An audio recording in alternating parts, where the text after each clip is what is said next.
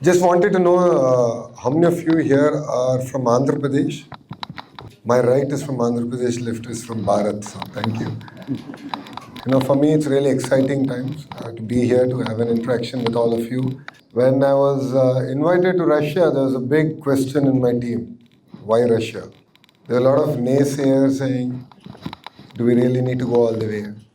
But once I made up my mind that I wanted to visit, and in full disclaimer, this is my first time I'm visiting Russia. My entire office decided to come with me. So actually my delegation is much, much bigger than I originally anticipated. As I always say, you can take the Indian out of India, but you cannot take India out of Indian. And I think all of you are testimony to it. Wherever you go, you hold our flag high, you make India proud.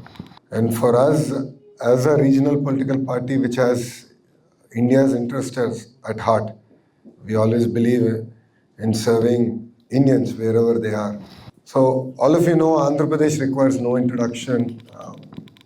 My chief minister requires no introduction. He is a legend in his own right. I think the only introduction I'll do right now is, as a nation, I think we are blessed. For the rest of nation, Namo means Narendra Modi ji. But in Andhra Pradesh, Namo means Naidu ji and Modi ji together. So we are blessed because they're 75-year-old leaders. But I jokingly tell both of them that there are 325-year-olds in them. The sheer energy that these two leaders have is very inspiring. I call myself the luckiest Indian because I have two great leaders mentoring me. On one side Modi ji, the other side Naidu ji. Their energy is just infectious. It makes us really rededicate our life to the nation. As a political party, for all my voters who are already know about TDP, for the rest of India, we are a 44-year-old political party but have reinvented ourselves. If you all have seen, 50% of our legislatures are first-timers. 17 out of 25 ministers are first-time ministers. So I'm actually senior minister. I'm in my second term with Mr. Naidu. We have the youngest parliamentary party. Youngest parliamentary party here. All of you know our boy Rammon Naidu is our MOCA Minister of Civil Aviation. And he's the youngest cabinet minister ever in Indian history. So to the Gen Z out there, the Telugu Desam party is ready for you. It's as much as your party as it is. As a political party, we have, of course, interests of Telugu people at heart while we serve the nation. Mr. Naidu is always known for creating policies that have benefited the nation at large. In it, Andhra Pradesh has the first mover advantage. The latest policies around data centers, he was our champion. Literally was my champion in national government, working towards it, looking at changing a lot of things.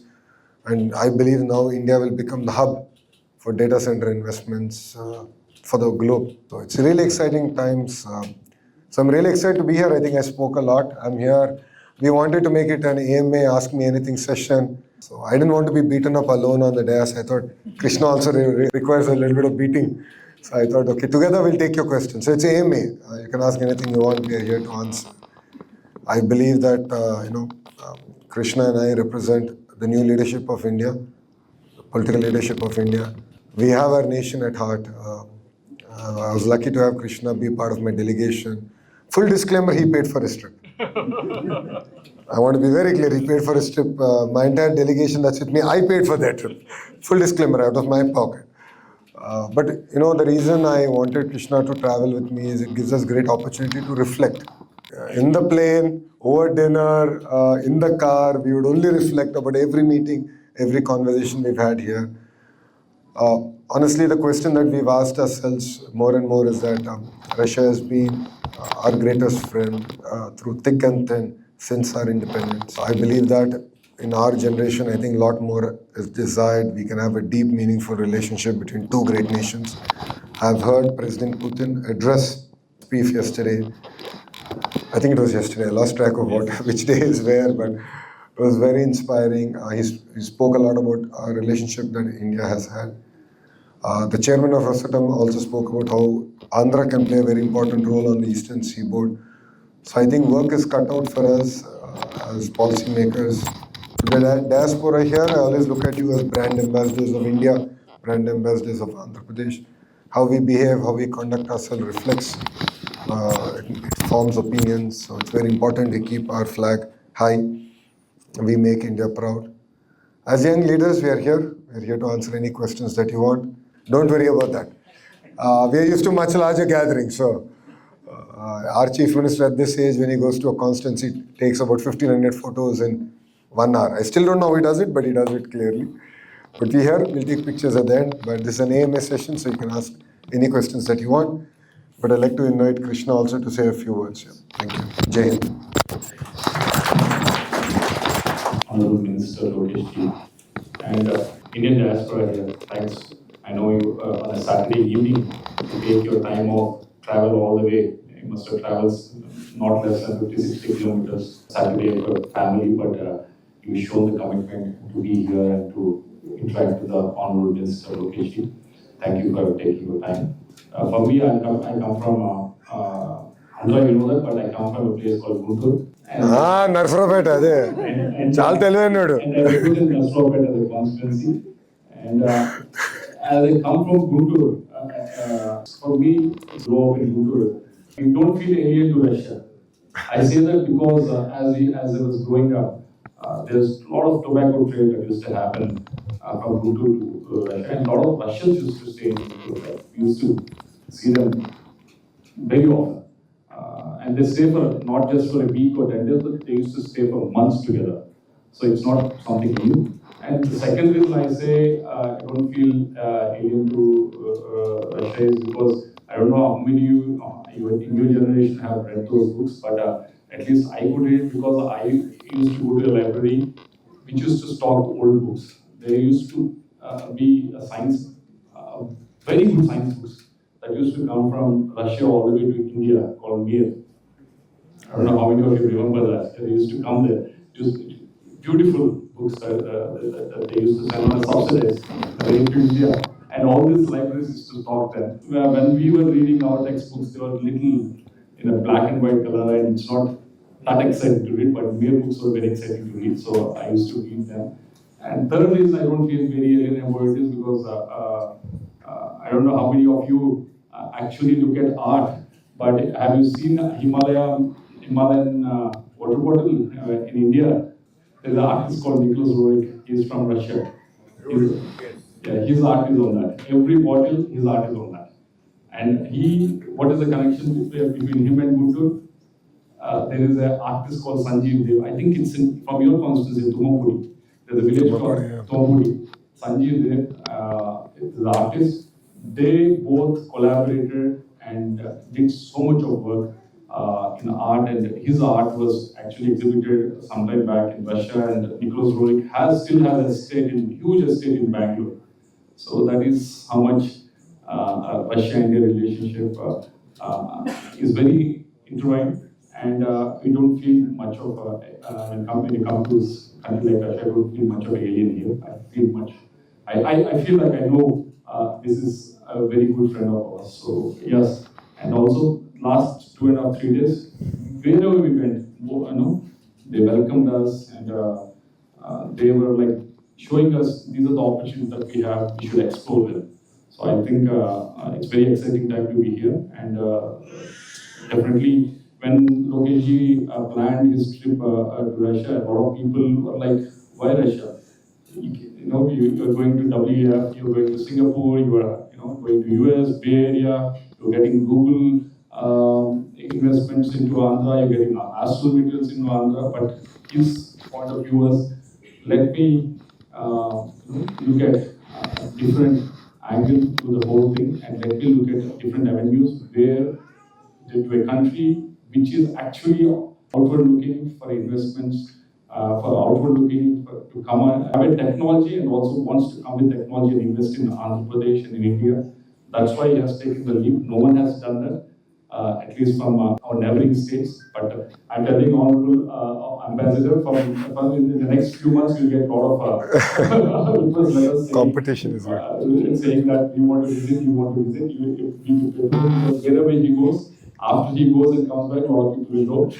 You need to happen here also. Once again, thank you for having us. Thank you. So first visit, the potential of both countries where you can work more together. See, I'm a product of Western education, and we watch a lot of Hollywood movies. So, well, movies all obviously over-characterize things. So do Bollywood movies. So it was a welcome change for me to come here to see it from my own eyes. So I was sharing we have a family group and then I have an extended friends group. I was sharing my experiences and everyone was quite surprised on the progress that Russia has made as a country. What impressed me is the way technology is being used. A few of our Telugu diaspora leaders also shared with me last night in the airport, but they were sharing with me on how easy, day-to-day interactions with government is, and the way they've used technology effectively there. I've looked at how Spur Bank has used integrated simple healthcare while you withdraw money from the ATM bank, and it has 85% efficacy in terms of getting basic healthcare parameters without any invasive process. I like that. I've seen how companies have used technology effectively. So it was quite a welcome change for us. Areas that we can work together, I think it's two-way stream.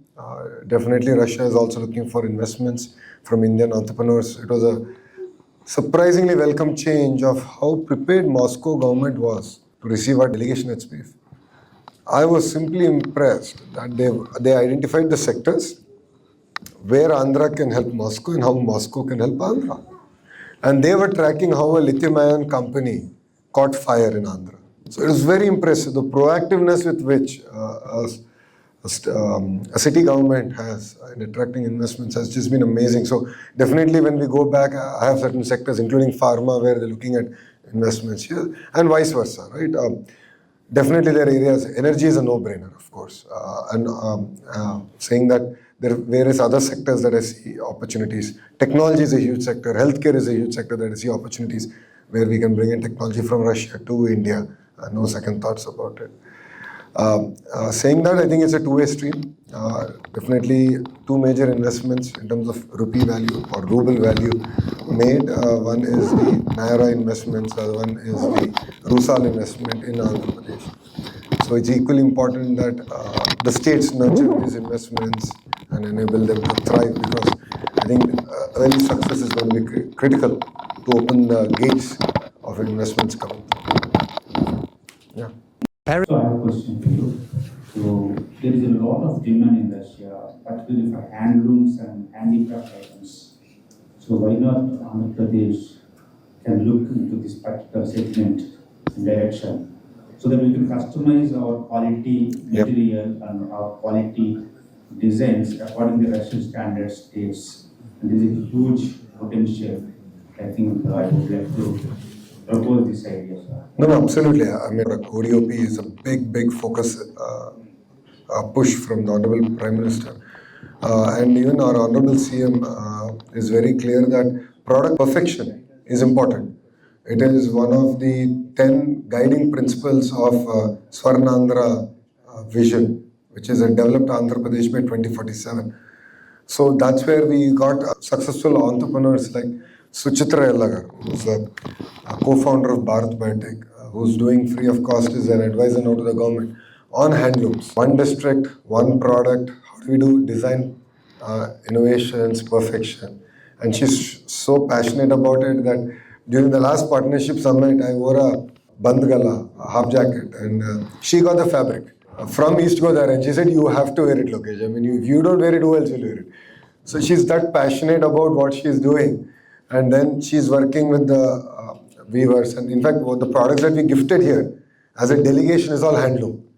All the products that we got, including the scarf which comes from my own constituency, to the other products, are all handloom, so that we can expose these products to the market. And I think we all have to just become more and more brand ambassador.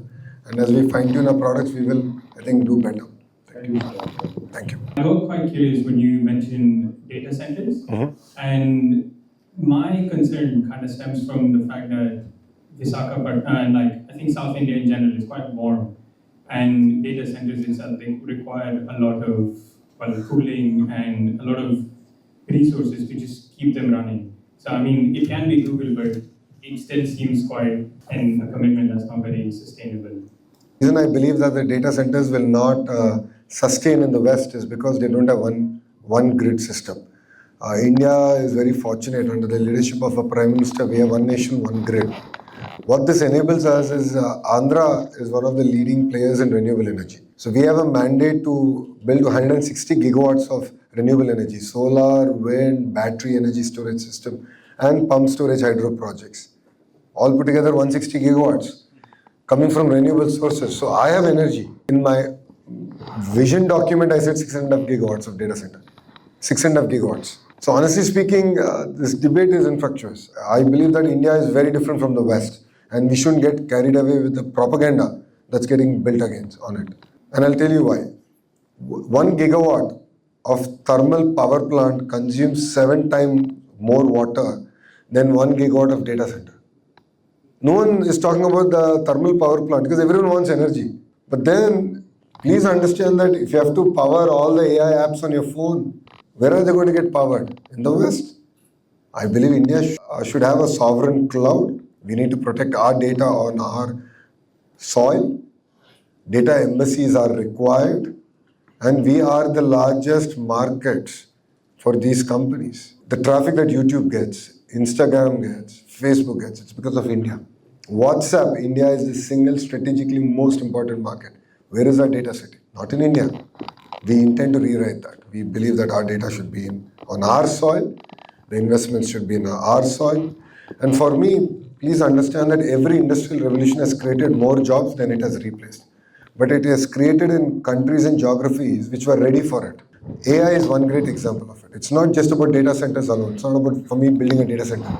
It's about getting the power electronics manufacturing, the server manufacturing, the whole 9 yards coming to Andhra Pradesh. Carrier has broken ground in Andhra Pradesh, by the way, to get the cooling systems for the data centers manufactured in Andhra Pradesh. Carrier did that.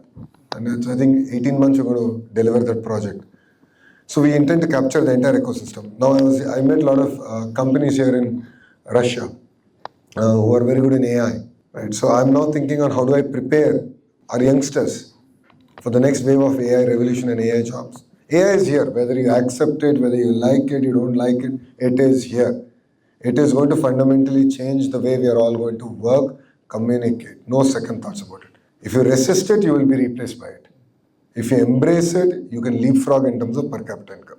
We as a state, we as a leadership believe we should embrace AI.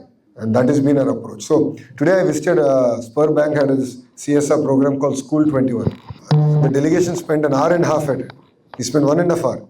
He spoke to students there. We were trying to understand how they're able to create this amazing hybrid model. Because I'm the HRD minister. That is my Bharat hat. IT, electronics, and RTG is India hat.